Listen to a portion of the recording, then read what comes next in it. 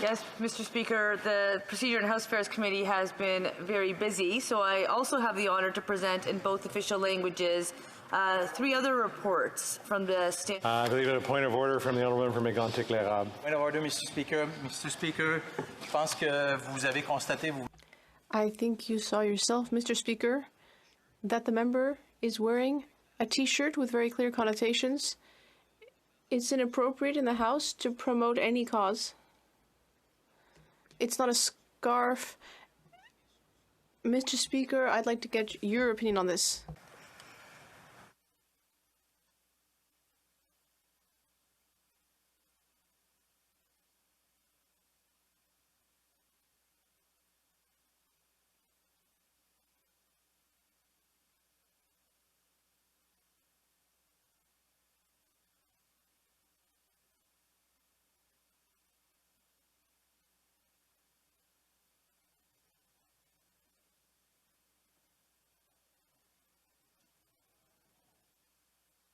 All right.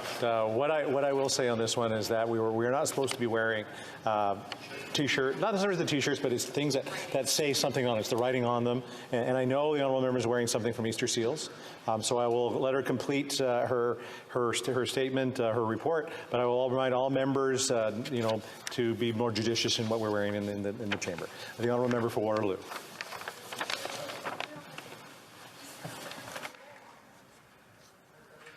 Mr. Speaker, I'm not surprised that it would be a Conservative member who'd be concerned with people living with disabilities or telling a woman what to wear. Order. The point of order from the honourable deputy de Mégantic-Lérable. The honourable member from Mégantic-Lérable. Mr. Speaker, it is not the writing on the member's T-shirt that is the problem. It's the T-shirt. It's the fact that it's not appropriate in this House to wear a T-shirt when you rise to speak. Just like a man cannot rise and speak without wearing a tie. There's a certain respect that we need to have for this House. And I do not at all appreciate what my colleague just said regarding a simple rule here in the House having to do with the style of dress and the rules we all follow to respect decorum.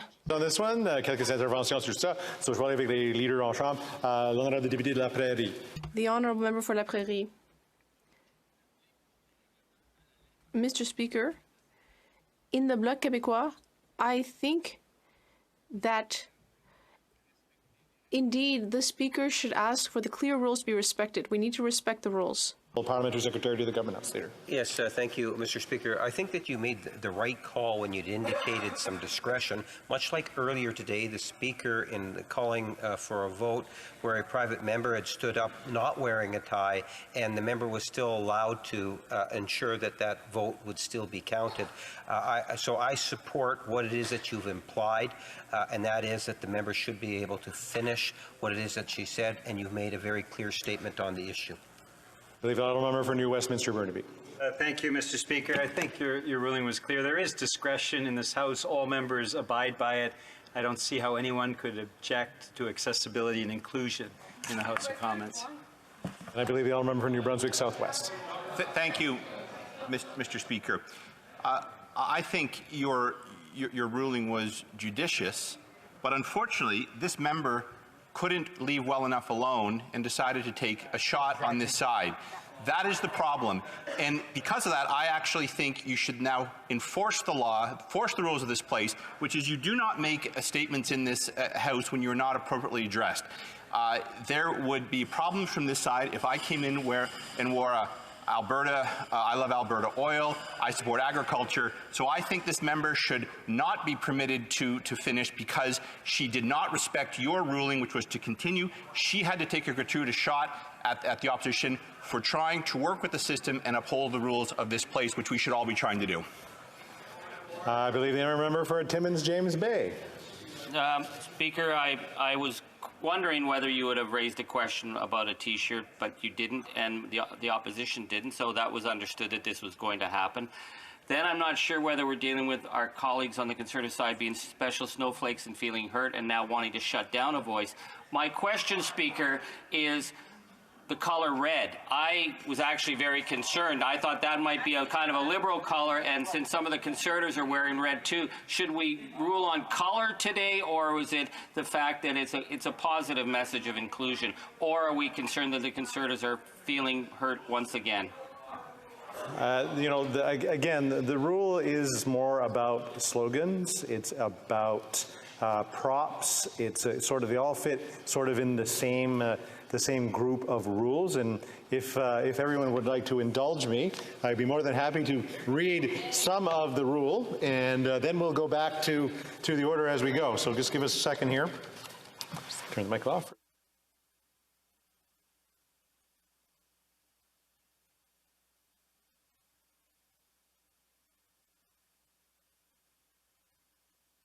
All right. One more thing. Okay, one more thing. Mic off for a sec.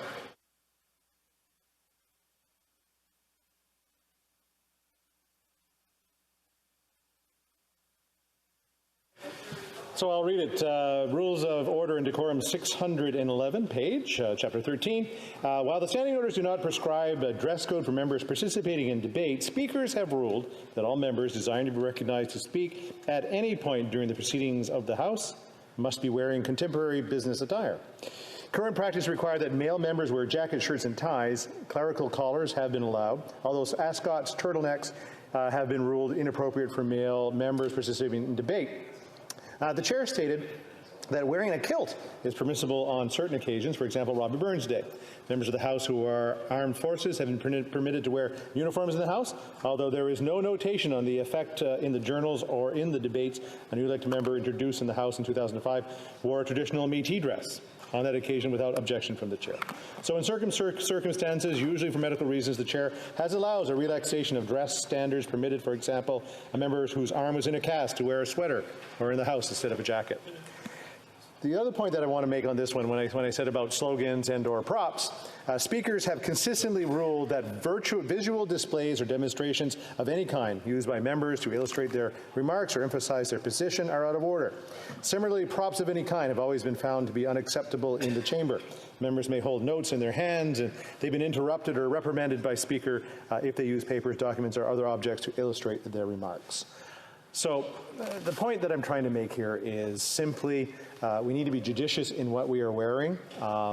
I am going to continue to allow it, but I would caution the member on sort of the retort back. I think that's what caused this afternoon already. So I will recognize the honourable member for Waterloo, and let's get the reports from committees done up, and let's just be judicious. Let's be judicious in the future on the wearing of T-shirts with slogans in the House. Thank you very much. The honourable member for Waterloo. Mr. Speaker, I also have the honour to present in both official languages the following reports from the Standing Committee on Procedure and House Affairs. Thank you, Mr. Speaker. It would seem that I didn't use the right term for the point of order. I just need some clarification about the decision you just made on wearing a T-shirt. I know that you quoted the standing orders. I just wanted to be clear because my understanding of the decision you made is that anyone who comes to the House with something that has a slogan on their shirt is, whether anyone intervenes or you intervene, it means that the member can finish what they have to say, and then afterwards, the member should dress according to our dress code. If tomorrow morning I show up with a T-shirt that says Vive le Québec libre in this House, it means that I could finish my speech, and then I would have to be wearing something that conforms with the dress code afterwards. I just want to clarify if that's how it works, because on this side, for the Bloc Québécois, I want things to be clear when we apply these standing orders. Even if we don't like the Constitution, we want the Canadian government to respect it. Je crois que j'étais vraiment clair. I think I was very clear that I will accept it this time to try and get through the page of routine proceedings. I can't promise that this won't happen in the future. Number two. If we want to talk about what we're wearing in the chamber, I would invite the caucuses to maybe put a motion on the floor so that Proc can look at it. because it's not something that we can be deciding on the floor. But in the future, I would suggest that we do not wear T-shirts with slogans on them in the House. All stop. C'est fini. All right. First reading of Senate public bills. Motions. The honourable member for Waterloo. Mr. Speaker, if the House gives its consent, I move that the 45th report of the Standing Committee on Procedure and House Affairs Honorable député de la Prairie. The honourable member for La Prairie. The first time you accept that she finished what she had to say, even though she was in violation of the standing orders, it was clear based on what you read. But now she's getting up with the same T-shirt, and you've just told my colleague that in the future you would no longer accept it. So now we're in the future, and she's getting up again with the same T-shirt. I'm sorry, but there's limits. Could you please apply the standing orders? It was extremely clear based on what you read, and it's clear that she's not respecting it. That was earlier. It's not earlier anymore. We are now.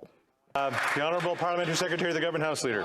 Thank you, Mr. Speaker. And again, because I know there are certain members that are listening this time around, so just to repeat what I had indicated earlier, we saw the Speaker make a ruling inadvertently by allowing a member to be able to stand for introduction of a vote on a bill not wearing a tie.